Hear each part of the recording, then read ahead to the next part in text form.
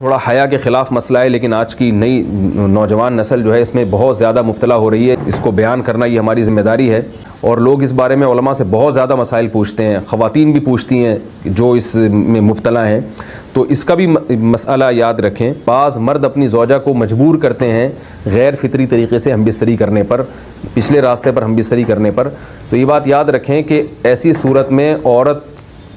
پر اصل حکم یہی ہے کہ وہ ایسے مرد سے طلاق لے لے اور اس کو اپنے قریب نہ آنے دے، کیونکہ اس میں نقصان یہ ہوتا ہے کہ اگر عورت اس کام کی مرد کو اجازت دے دے تو کچھ وقت کے بعد اس کی اپنی نیچر تبدیل ہو جاتی ہے، اپنی فطرت بدل جاتی ہے، اور اسے اسی اس غیر فطری کام میں لذت آنا شروع ہو جاتی ہے۔ تو اپنے آپ کو گندگی سے بچانا یہ بہت ضروری ہے، اور اگر وہ یہ سمجھتی ہے کہ طلاق کے بعد اس کے دوبارہ نکاح نہیں ہوگا، اس کی زندگی تباہ نہیں ہوگی، تو پھر سخت مجبوری میں اگر مرد اس کو دھمکیاں دیتا ہے مارنے کی یا طلاق کی، تو ایسی مجبوری میں پھر اللہ کی رحمت سے امید ہے کہ گناہ صرف مرد کے کندھوں پر ہوگا۔ انسان جو بستری کرنے والا ہے زوجہ سے، وہ منہ میں ڈسچارج ہو جائے تو آپ سوچیں کہ اللہ تعالیٰ شرمگاہ کو گندگی سے بچا رہے ہیں، جس کی وجہ سے حیض کی حالت میں ہم بستری کو حرام قرار دیا، تو منہ جس سے انسان کھانا کھاتا ہے، جس سے کلمہ پڑھتا ہے، اور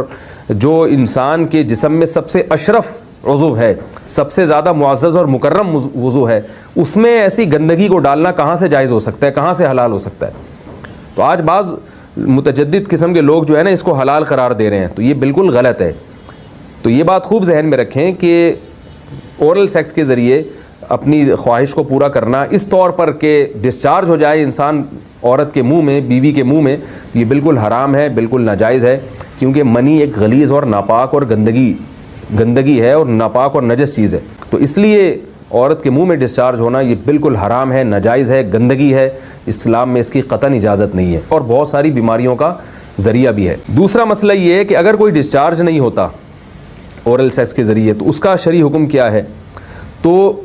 اس کا حکم یہ ہے کہ یہ انتہائی سخت درجے کا مکروہ ہے، ناپسندیدہ عمل ہے، اور اس کے سخت درجے کے مکروہ اور